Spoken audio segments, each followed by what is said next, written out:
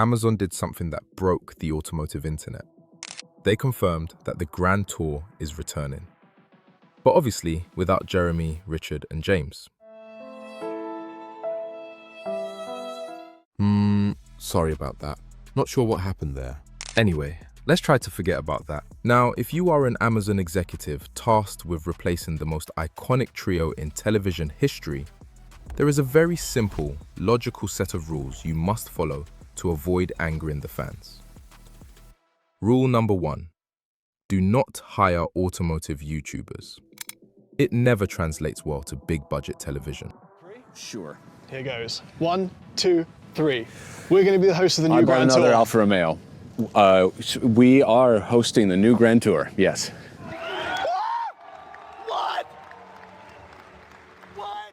Okay, fine. But rule number 2 is absolute. Whatever you do, under no circumstances do you hire a bloke whose entire claim to fame is strapping a distorted fisheye lens to his forehead and giggling at public transport. Right, so Amazon ignored all the rules and the internet, predictably, grabbed its pitchforks. The last time someone tried to replace this show, the BBC assembled what they genuinely believed was a dream team: Chris Evans, Matt LeBlanc. It was agonizing to watch. You can't manufacture chemistry in a boardroom. So yes, the bar for doing this better than last time is on the floor, and there isn't any competition at the moment. Here is the uncomfortable truth about Clarkson, Hammond, and May that nobody wants to say out loud. They weren't good because they were car journalists. They were good because they genuinely couldn't stand each other. You always have to overdo everything. I mean, You can shut up. It's supposed to be a test of European pickup trucks. And yet, somehow couldn't function without each other either. That specific dynamic takes years to develop. You cannot manufacture it. You cannot cast it. You cannot produce it into existence. So this is where Amazon got it right. They didn't hire 3 strangers. They hired an existing marriage. If you watch Throttle House on YouTube, you already know Thomas and James. They have spent the last 8 years building a channel with millions of subscribers by doing one specific thing: arguing about cars. Thomas is the Canadian track driving nerd. James is the sarcastic British expat who buys weird Japanese luxury cars.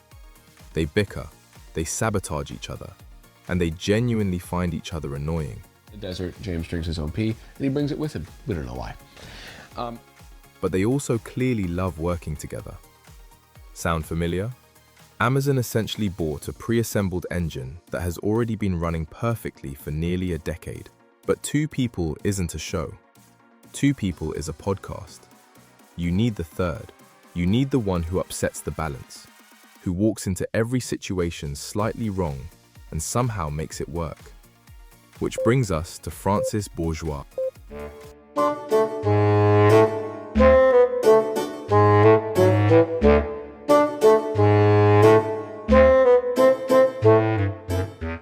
When car purists saw the TikTok train guy on the roster, they lost their minds. But here is the secret weapon about Francis that people keep overlooking. He's not just a meme. Underneath the vintage train conductor jackets, Francis is a fully qualified mechanical engineer. They're a 195, aren't they? 195, so they should be a 185. Yeah. He actually used to work at Rolls-Royce. He knows exactly how an engine works. He can identify cars just by the sound of their exhaust. If Thomas and James are the cynical, seasoned reviewers who have driven everything, Francis is the wide-eyed golden retriever of the group. He brings pure, unadulterated joy. A car show can't just be about lap times and understeer. It has to be about the childish thrill of loud noises and going fast. Francis has that in spades. But look, I get it. For a lot of us, accepting anyone else in that tent feels like a betrayal. But there's one major detail that should put you at ease. The old trio isn't mad about this. In fact, they signed off on it. Andy Wilman, the legendary producer who created the Top Gear format, literally handed the keys over to these guys, saying they aren't just cardboard cutouts of the old 3. The ultimate endorsement came from Jeremy Clarkson himself. In a video posted to the Grand Tour's Instagram, Clarkson jokingly reviewed their applications. He pointed out that Thomas is funny, that James reviews cars using only sarcasm, and that Francis Francis just has a really good time. And here is Clarkson's final verdict. Let's get them in. They look good. Get them in. Let's be brutally honest. Nobody is ever going to be Clarkson, Hammond, and May. That lightning in a bottle is gone. But Thomas, James, and Francis aren't trying to be them. When Thomas got the call, his first reaction was literally, only a moron would take that job. They know the pressure they are under. But as car enthusiasts, why are we complaining? If this fails, we lose nothing. We still have 20 years of classic specials we can rewatch anytime we want. But if this works, we get a massive budget, globe-trotting car show hosted by 3 guys who actually know what they are talking about. We get to watch them cross deserts in track cars and argue about who bought the worst vehicle. So when the new season drops, I'm not going to be sitting on X complaining that it's not 2008 anymore. I'm going to sit on my couch and watch 3 new idiots muck about in cars.